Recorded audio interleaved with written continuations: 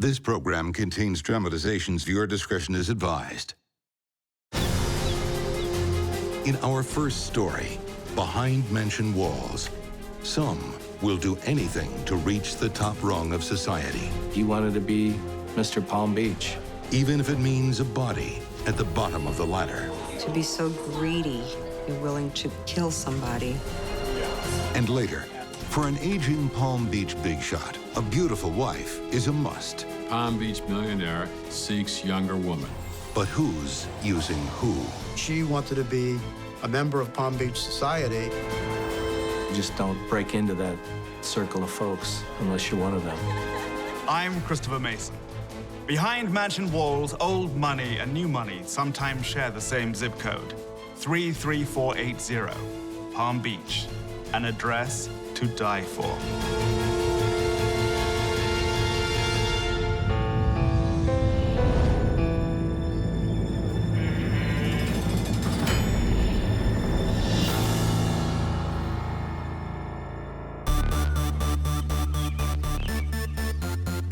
When money retires, or just wants to play in the sun, it comes here to Palm Beach, Florida.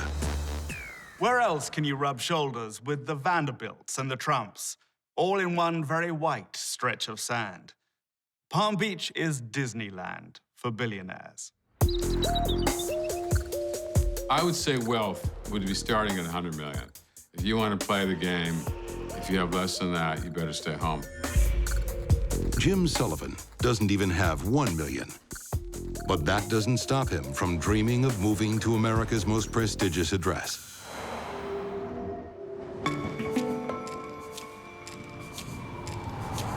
It's a long way from the mean streets of Boston, where working-class Jim grew up. But he hits the jackpot in 1983. His wealthy uncle dies in Macon, Georgia, and Jim lands a $5 million windfall.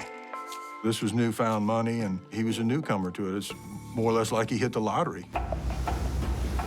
It's chump change by Palm Beach standards, but enough for a makeover from working class to boating class.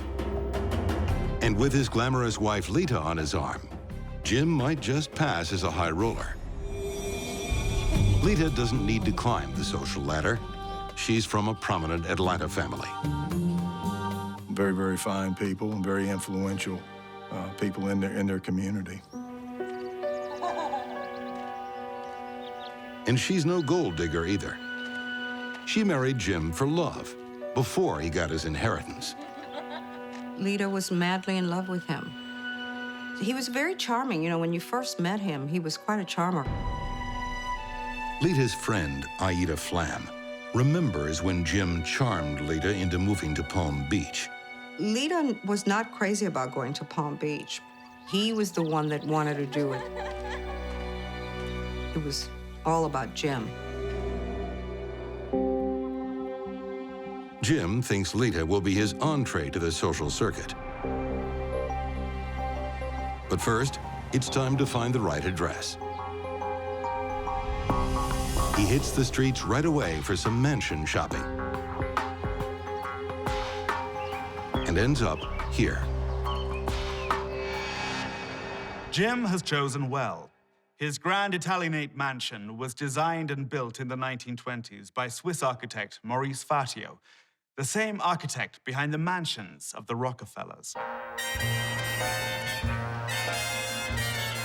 He just loved the idea of a home, an estate, and the house was on the register as a historic home. Boston Jim's transformation into Palm Beach James is almost complete. Look at that. Definitely look like the power couple. Help him create the person he wanted to be, the person he never was. Very handsome. Thank you. All the way back to the DuPonts and the Rockefellers and people that founded oil companies. Sullivan wanted to be part of that. He thought himself to be in that ilk. You see. A quick costume change, and at last, everything is in place. We do. Thank you.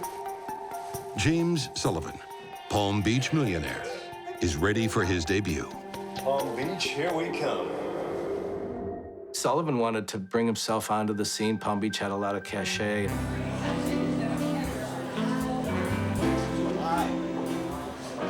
He thought it brought him the same cachet because he came in with his money, and he just tried to insinuate himself into a wealthy community.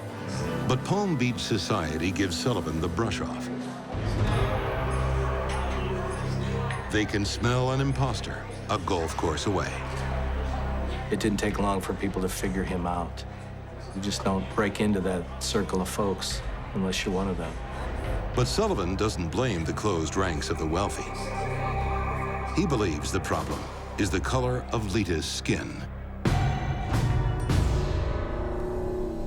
He thought that Lita was pulling him back because she was African American. That caused problems, I guess, in their social climbing.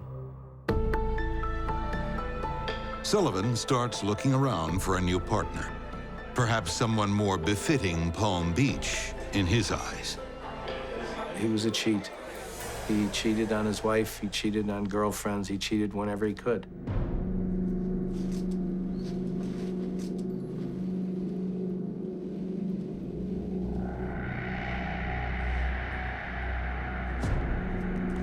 When Lita uncovers her husband's betrayal, she packs her bags and heads home to Atlanta, Georgia. In 1985, after 8 years of marriage, she files for divorce. She'd gone back to Atlanta to be closer to her family and just proceed with her divorce. Meanwhile, Sullivan sets his sights on another Palm Beach beauty. This time, he's sure he's found the right girl to usher him into society, Suki Rogers. She's a platinum pass to the Palm Beach inner circle.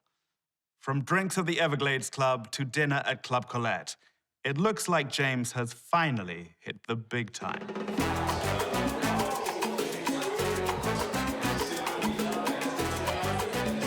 He's attempting to get more into society.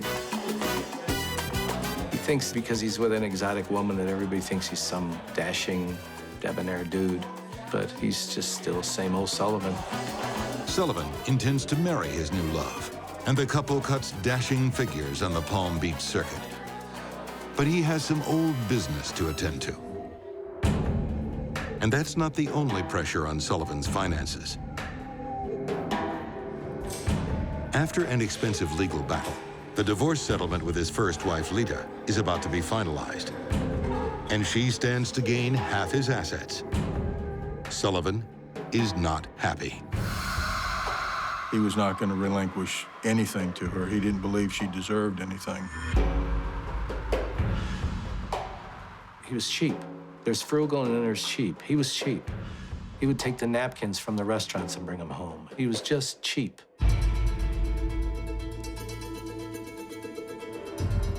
The settlement date is set for January 16th, 1987.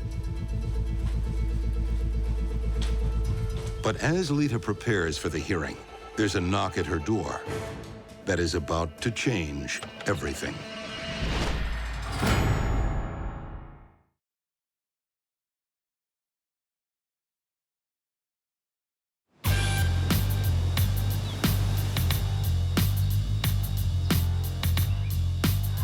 Life is looking up for Boston transplant Jim Sullivan. He's finally found a ticket into Palm Beach high society with a new partner. And they're living it up together on the island of billionaires, Palm Beach. James Vincent Sullivan is not so much a self-made man as a made-up man. His roots are blue-collar Boston. But after a rocky start, he's convinced some people he's a Palm Beach blue blood. For his ex-wife, Lita, there also seems to be a light at the end of the tunnel. She's preparing for the final divorce hearing at her home in Atlanta when there's a knock at the door.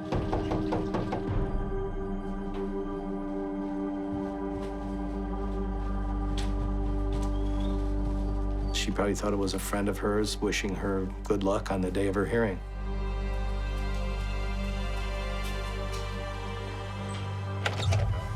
Hi, ma'am. How are you? Hi. Got some lovely flowers for you. Are you Lita Sullivan? Yeah, I'm Lita Sullivan.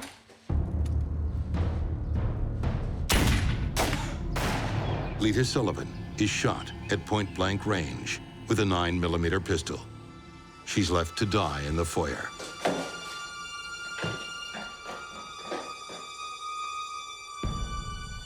There was a neighbor of Miss Sullivan's. He looked over and saw a person running from the residence. After the person vacated the property, he went into her house and then discovered her lying in the foyer, covered in blood.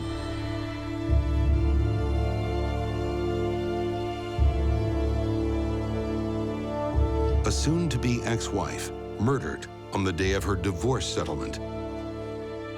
Police immediately turned to her husband. The first suspect that came to mind was James Sullivan because of the lengthy, bitterly contested divorce that he and Lita were going through. But the neighbor's description of the fleeing gunman doesn't sound anything like Sullivan. What's more, he has an ironclad alibi. At the time of the murder, he was living it up 600 miles away. Sullivan had an alibi. He was here in Palm Beach having dinner when it happened. But that doesn't mean he couldn't have hired someone else. Investigators start digging into Sullivan's past and discover a cloud over his inheritance. Turns out, the benevolent uncle who left him a $5 million ticket to Palm Beach died under suspicious circumstances. He was always a suspect in the uncle's death.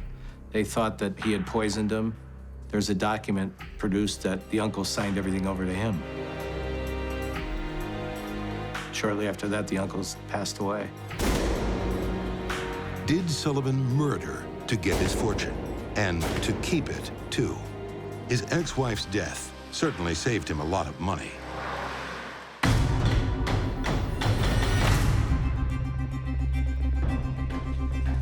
The police have enough evidence to warrant a phone tap, and it pays off quickly. Sullivan called a neighbor of Lita's, asking if he had seen anything unusual. Well, that's unusual in and of itself. Why would Sullivan want to know from a neighbor if he saw anything unusual? A look back through Sullivan's phone records yields a telltale trace. There was a collect phone call made from a payphone 40 minutes after the murder to Sullivan's house here in Palm Beach. And that payphone was about a 40-minute drive from the murder along the interstate. Could this have been the hitman calling to say that the job was done? Then investigators hit pay dirt. Sullivan makes a grave mistake, telling a friend his wife was shot with a 9mm handgun. He says she was shot with a 9mm. Yeah, that's right, a 9mm weapon. That information was what we consider holdout information and was not released to anybody other than the investigative team. Yeah, it's really messed up my life. Cops knew that only the shooter or the killer would know the caliber of the weapon. That was another nail he was putting in his freedom coffin. Atlanta authorities want to bring a murder-for-hire case against Sullivan. But they know the phone evidence alone won't be enough for a conviction. So they bide their time. Meanwhile, with Sullivan's ex-wife out of the picture, he can marry his new wife and keep his Palm Beach dreams alive. Just get out of the car. Follow me. Or can he? Jim Sullivan was involved in a minor traffic accident in West Palm Beach, Florida. And at that particular time, his license was revoked. So he told Suki Rogers to tell the police that she was driving the car. Did Sullivan ask his wife to lie for him? He convinces her to stand up in front of the judge and say that she was driving. So that was perjury.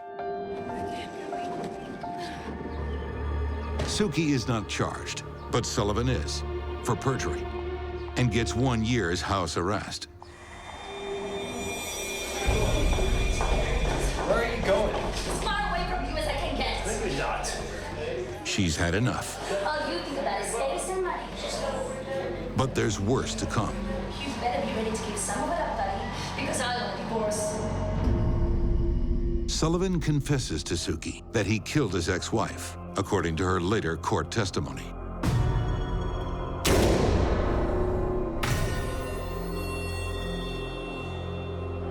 In November 1990, she files for divorce, then goes straight to the police. This is the break investigators have been waiting for. With Suki's testimony, they can finally bring the murder conspiracy case against Sullivan. She testifies that he once threatened her that the same thing was going to happen to her that happened to Lita.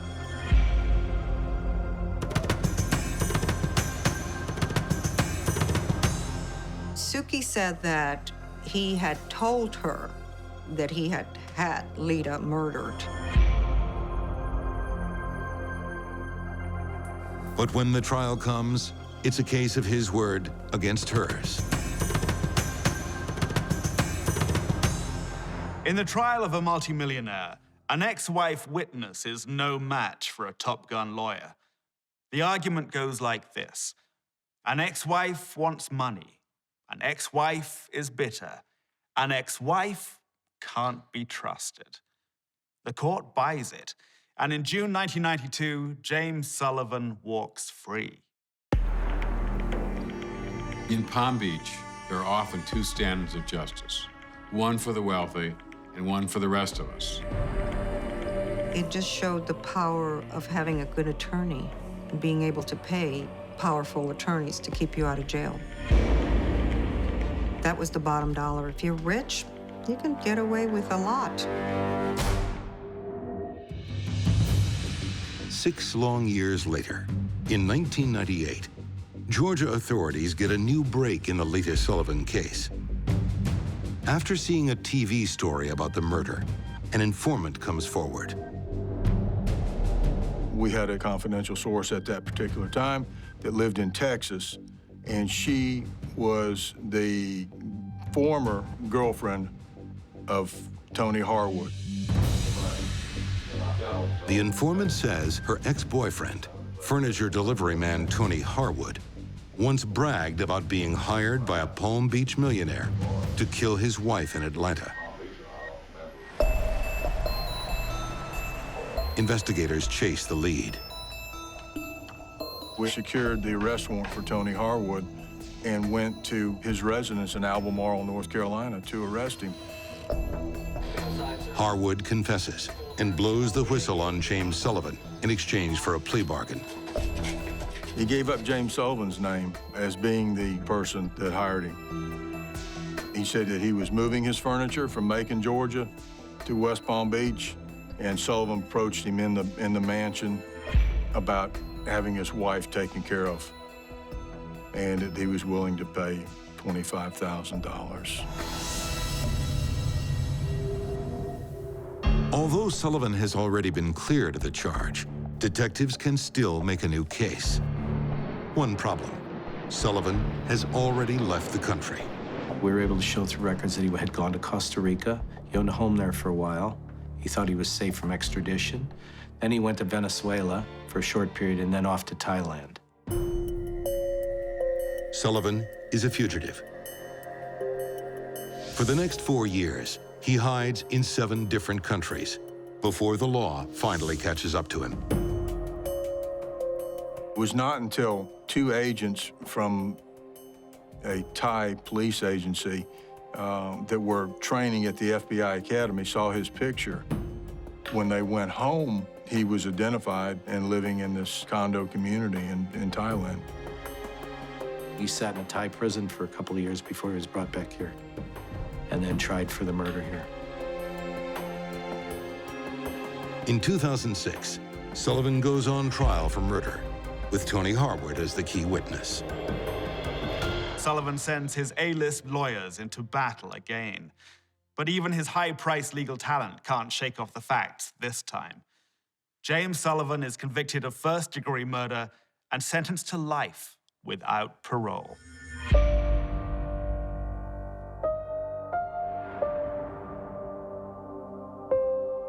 Finally, justice was served.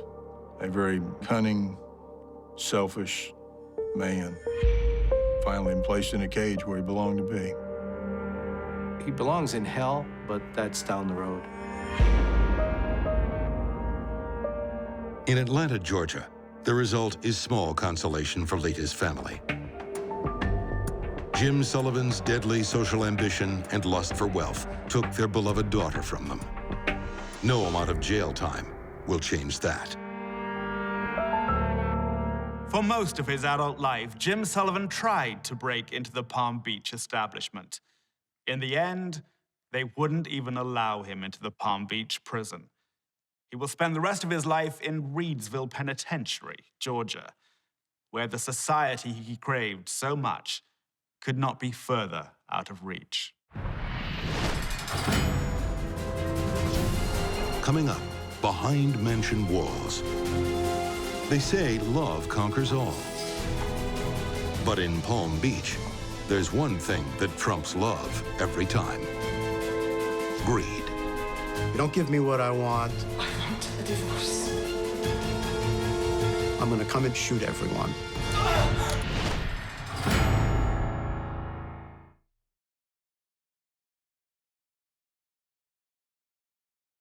This program contains dramatizations. Viewer discretion is advised.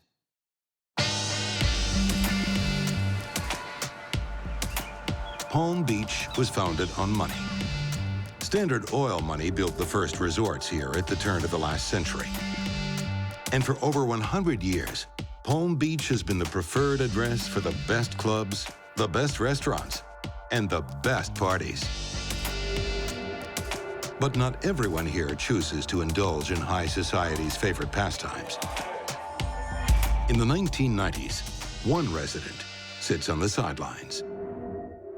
He absolutely did not participate in the social scene. And despite having an enormous amount of money from business, he was essentially a miser. He drove older cars, he ate in very inexpensive restaurants, dressed in very basic clothes. His name is Fred Keller. And in a town where charity donations start at 6 figures, this Scrooge stands in stark contrast. You're talking about a man who bragged about tipping the barber a nickel. Fred started with nothing and made his money in real estate.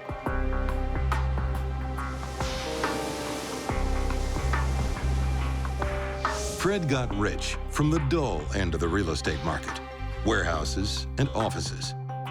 Nothing flashy, but massive earners, just like Fred. His net worth in real estate was approximately $100 million. But you don't make $100 million by simply being a nice guy.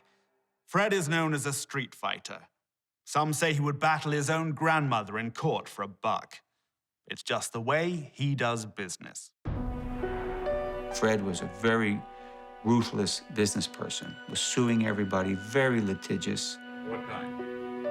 3 o'clock? Buying cheap properties, manipulating people, driving people out. Ugly businessman. Fred Keller's millions have not bought him happiness.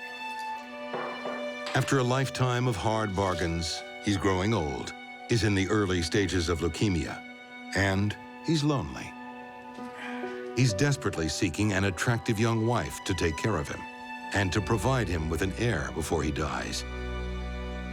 Fred met his women through putting ads in the newspaper or magazines saying rich Palm Beach millionaire, seeks younger woman.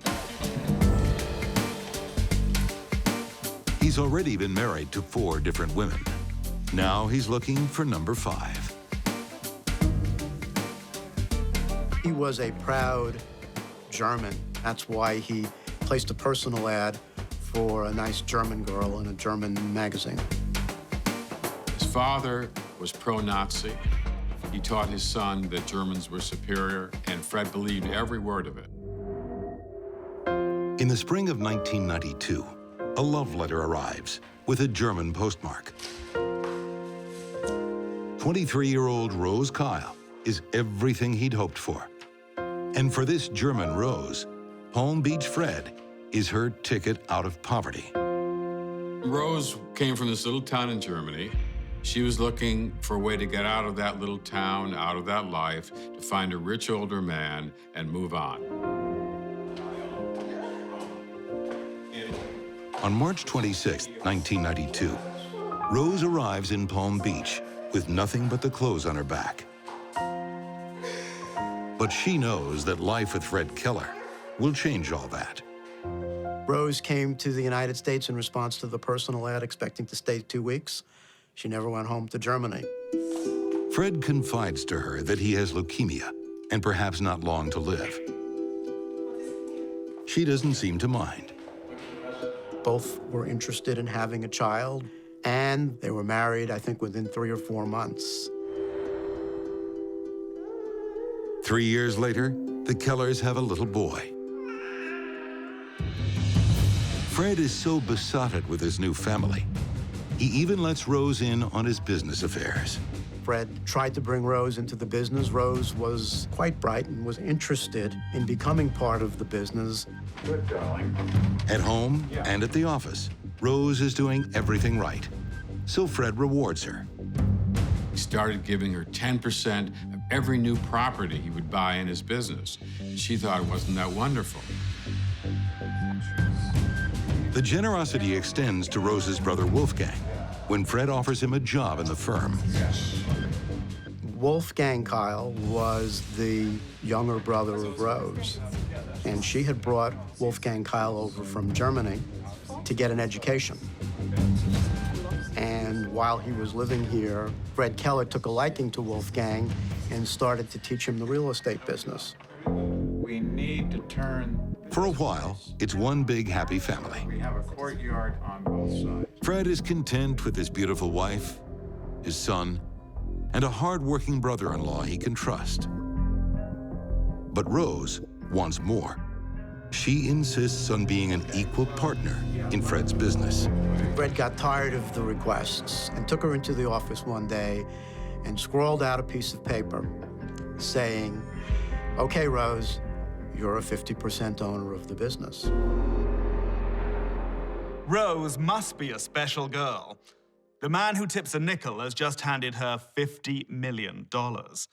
What magic has she worked to turn Scrooge into a softie? It's an old story. She had the right size breasts, and she said immediately, "I love you, Fred." And she's given Fred the perfect male heir he wanted. But Rose still isn't satisfied. Having millions isn't enough for her. She wants to flaunt it. Rose? What are you doing in that dress? I am going to... Rose wanted to go out to these balls and become part of the Palm Beach social life.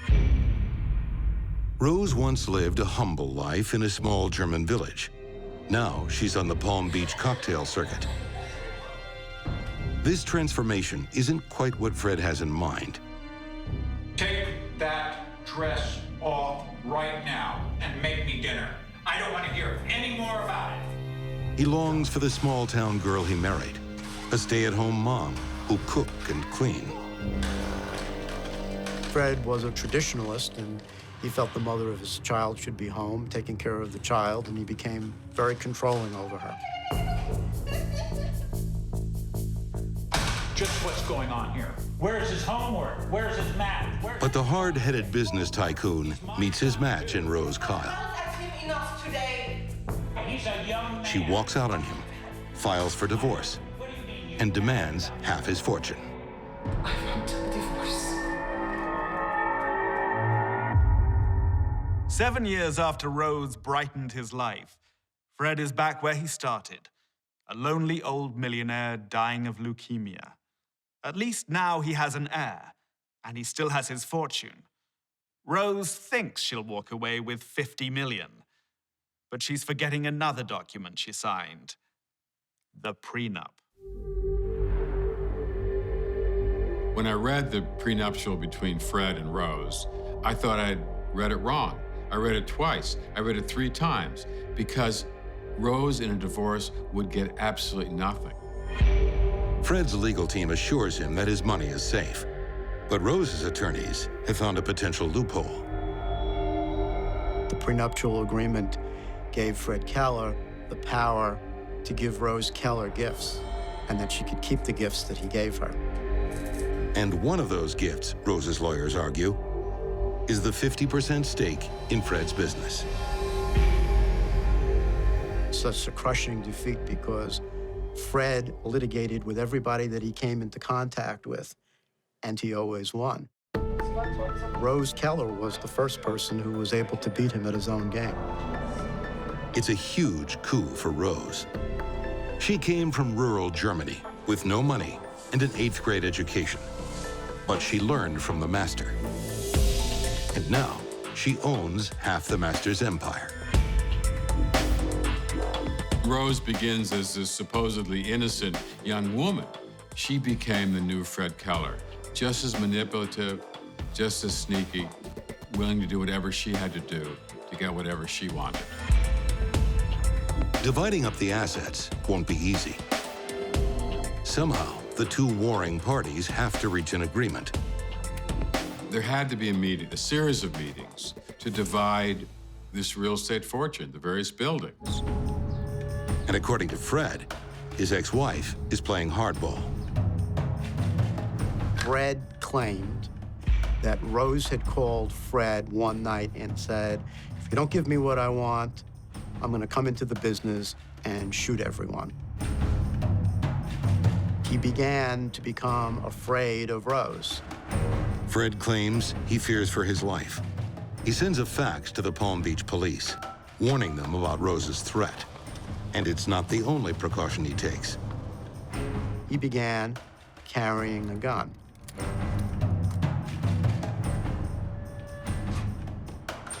Tensions are high when Fred meets Rose and Wolfgang to discuss splitting the company. I have some copy for you. And before that day is over, one of them will be dead.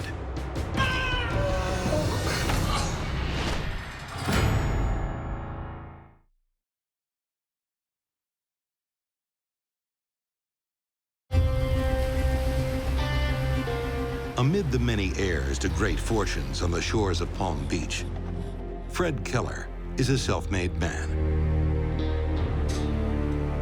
Through sheer cunning and ruthlessness, he has built a $100 million empire. But eventually, he's outfoxed at his own game. And it's not just anybody. It's his soon-to-be ex-wife, Rose Keller. The penniless young girl Fred brought from Germany to the high life of Palm Beach is about to take half his fortune, $50 million. I want a divorce. That's a lot of money to lose when an individual sees their self-worth as their power, money, and control. Fred Keller has warned police that his ex-wife Rose has threatened him with violence, but there are assets to divide. And just a few days after the divorce decree is handed down, a meeting is called at Fred Keller's office. Oh, well, you're on time. That's unusual for you. Oh, okay.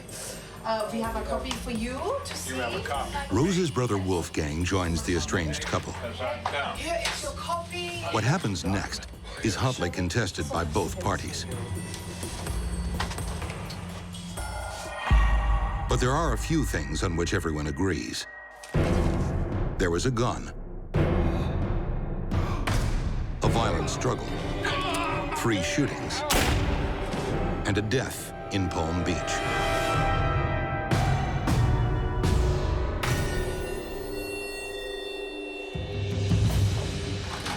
Wolfgang calls the cops. The arriving police officers didn't really know who had done what to whom, but they knew that they had one dead person, one very seriously injured person, and another individual who was shot. Armed man on site still. Back on needle. Rose Kyle lies dead with a bullet in her neck. Man down, man Wolfgang is on the floor, shot twice. He's alive. 948. Police follow a blood trail to the office next door, where they find Fred sitting in a corner, bleeding from the head.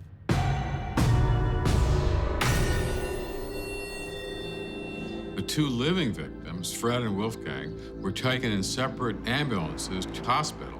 They were put in the ER room in beds, not 3 feet apart. And each man looked at the other man and said, "You've tried to kill me." So who's telling the truth? Investigators start with the gun. It belongs to Fred.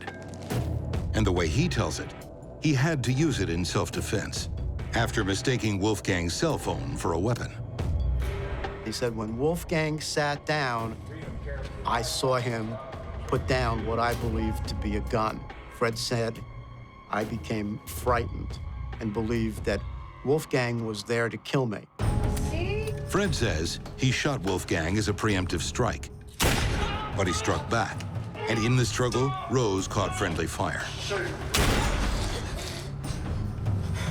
Then, Wolfgang wrestled the gun away and tried to take an eye for an eye.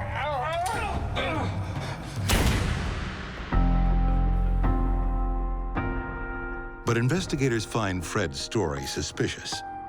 After all, who mistakes a cell phone for a gun? He said Wolfgang picked up the cell phone and pointed it at him. Well, you pick up a cell phone, you don't point it like a gun. Forensics determine Wolfgang was sitting down when he was shot, hardly an aggressive position. Fred says he feared for his life and told the cops enough facts. But they raise the question, did Fred invent Rose's alleged threat? He just wanted a stupid paper trail to give justification for what he was planning to do. The police immediately arrested Fred, despite his assertion of innocence. Fred goes on trial for murder. Assistant State Attorney Andrew Slater is assigned to the prosecution. Armed with a strong case, he has no way of knowing the twist that's coming. I remember thinking initially, well, murder in an office, they've caught him, they've got a surviving victim, gonna be an easy case. Well, it turned out to be a little bit more complicated than that.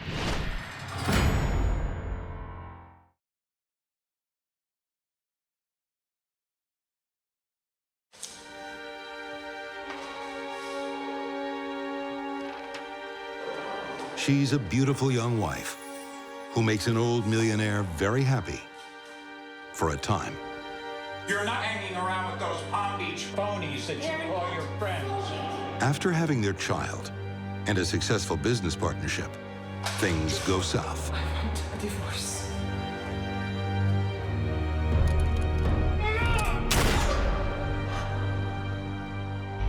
I see it often on the social circuit.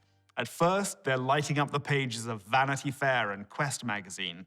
Later, they're hiding from The Star and Us Weekly. But millionaire divorces don't get much messier than this. On January 20th, 2005, property mogul Fred Keller stands trial for murdering his wife Rose and shooting her brother Wolfgang. The prosecution thinks they have a strong case. When it comes to motive, Fred Keller had 50 million reasons to take Rose out of his life. Fred believed that if he could eliminate Rose, that he could eliminate the divorce decree, which gave half of everything that he owned to Rose. We have a copy for you to see. Wolfgang Kyle takes the stand and tells the court about the fateful meeting between him, his sister, and her ex-husband. The meeting had hardly begun when Fred pulled out his gun. In Wolfgang's version, Fred Keller was the true aggressor, and Rose's death was no accident.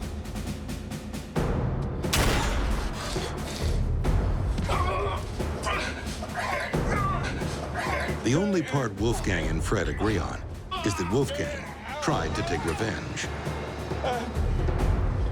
Wolfgang thought he had actually killed Fred because he had shot him at almost point-blank range, but he actually missed him, only grazed Fred Keller. Two survivors with two vastly different recollections. The jury has to decide who is telling the truth, the millionaire or his trophy wife's brother.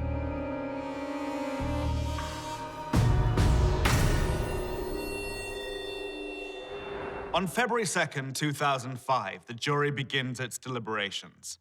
3 days later, they announce a deadlock. 9 jurors are convinced Fred planned to murder Rose. But the remaining 3 keep asking themselves one question. Why would a man worth $100 million risk losing it all by resorting to murder? They find it hard to believe that.